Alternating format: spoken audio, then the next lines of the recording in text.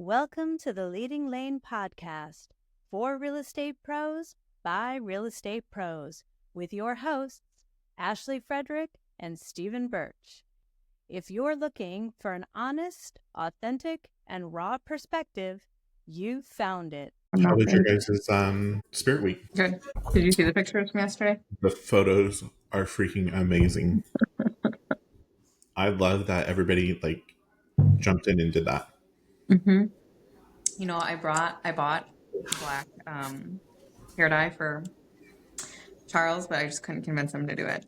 I feel like I would have totally pulled it off. So. Yeah, that's awesome. It was pretty funny. And your hair was straight down the middle, wasn't it? No. I had it off to the side. Okay. I was like, man, maybe it was just the angle then. Yeah, I tried. And then, Caitlin and I are twins today.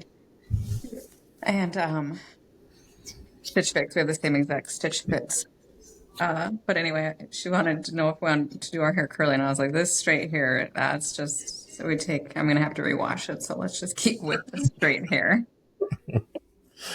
But people did good today too. So no, it's good. And I think Noah didn't know who Ace Ventura was until the day before either. Oh my God.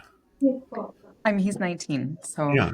Well, chocolate milk guy. So then he tried to, I don't know if we videotaped it, but Dana brought in one of her daughters, her 2-year-old daughter, 1-year-old daughter's tutus.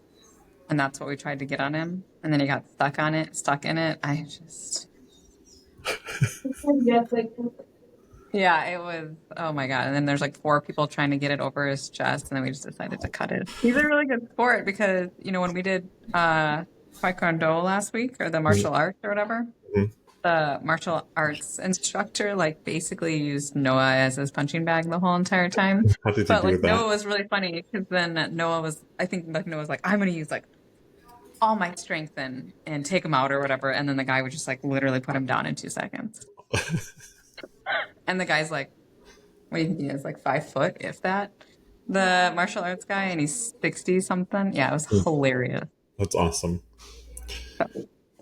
So how do you, people always ask culture, how do you relate that over to culture? How do you create that? How do you explain that to other people that those are the types of things that you do? I don't know how you explain it to other people. But it is, right? Because being outside of the office and having those moments together and laughing and it's not business. And we had to straddle each other. We had to sit on each other and straddle and you're getting up close and personal. It does create culture. I think that's just people don't put enough emphasis on actually just spending time together. I think people try to put emphasis on, appreciation, which there's definitely an avenue for that, but it's actually doing things together. So I think there's a FOMO, obviously, of then people talk about all these funny things that happen and you can't relate. So I don't know how you create that, I guess I just always tell people that, my expectation is that they're there. It's during business hours. It should be treated like a appointment, really. Mm-hmm. But then do you think that because you made those social media posts and sharing those different things that you guys are doing, I would have to imagine your engagement on your social is way higher.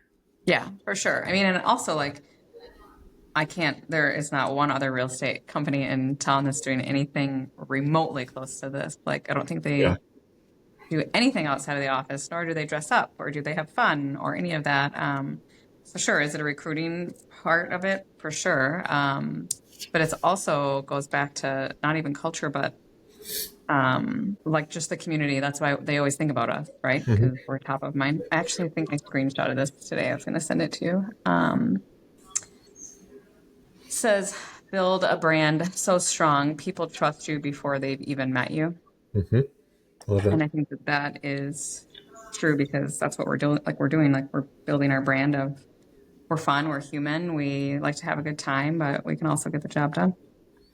I think the thing here too is that when I first tried to figure out culture, it was how do I do it? How do I do it?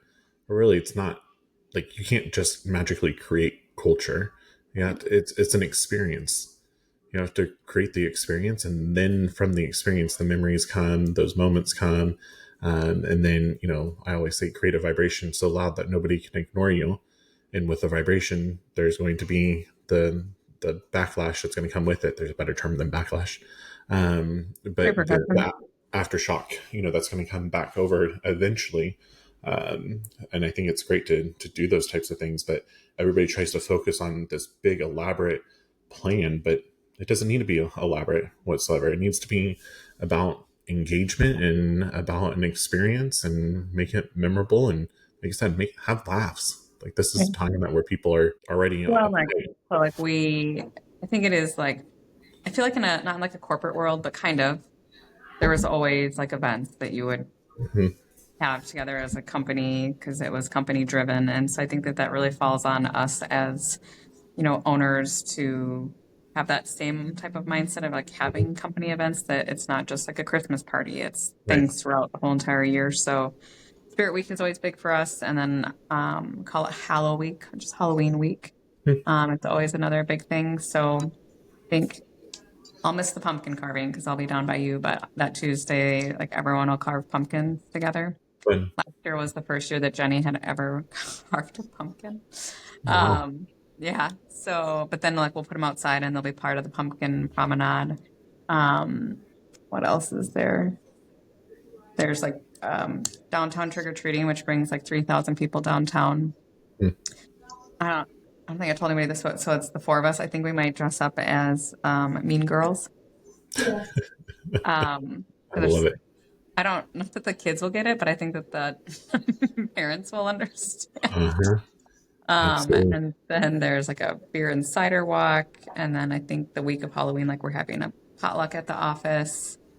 So it's just those types of things. We haven't had a potluck for a really long time, probably because we've been moving buildings all year long.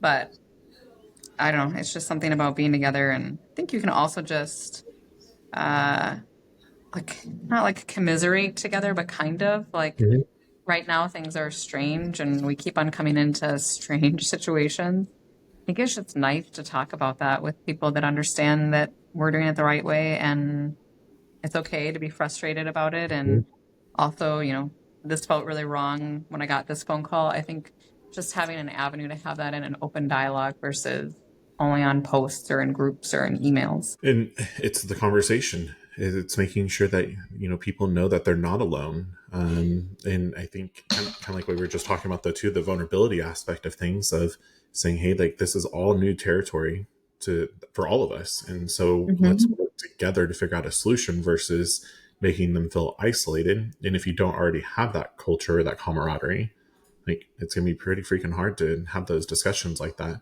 I think it also brings a sense of confidence, right? So when you're in this room with 15 other people and you can keep on talking about, what's comfortable to say, what's not comfortable to say, what you're hearing, how you would have said something differently. I feel like my agents are the most confident in town. And that goes a long way when you're put into unique situations. If you've enjoyed today's episode, please like, subscribe, and share with others. Stay connected for more genuine insights and strategies to boost your real estate career on Facebook, or check out our website. We'll see you next time.